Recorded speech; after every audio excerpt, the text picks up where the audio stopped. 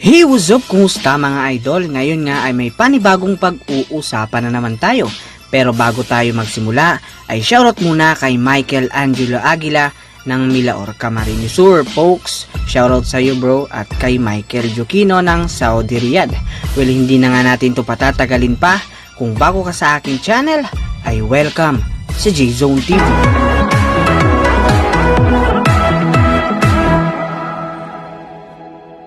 Ngayon nga ay matunog ang pangalan ng ating kababayan na si Jordan Clarkson sa magandang performance na ipinapakita nito ngayon.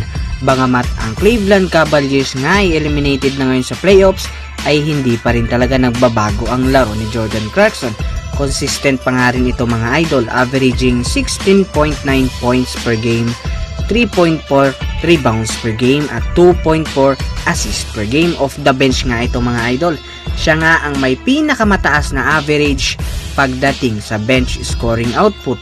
Ngunit isa nga si Jordan Clarkson sa matutunog na pangalan na pinaka-big asset ng Cleveland Cavaliers upang i-trade.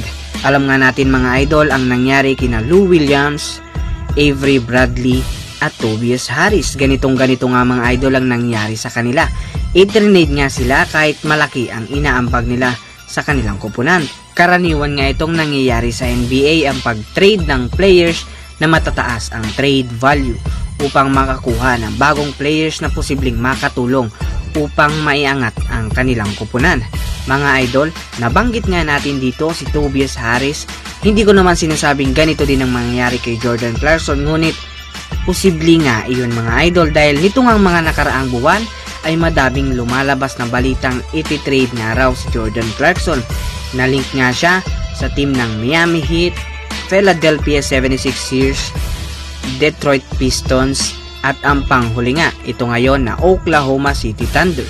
Mga idol, matatandaan niyang ang Cleveland Cavaliers na ang ikatlong team niya ngayon. Una nga ang Washington Wizards, Los Angeles Lakers at ito nga ngayon na Cleveland Cavaliers. Mga idol, sa tingin ko ay mas magandang mapapunta ito sa team na bibigyan siya ng tamang minuto, at kung sakasakali ay mas maganda pa nga sana kung gawin siyang first five dahil bukod nga sa magaling ito sa scoring production ay makakatulong rin ito sa depensa.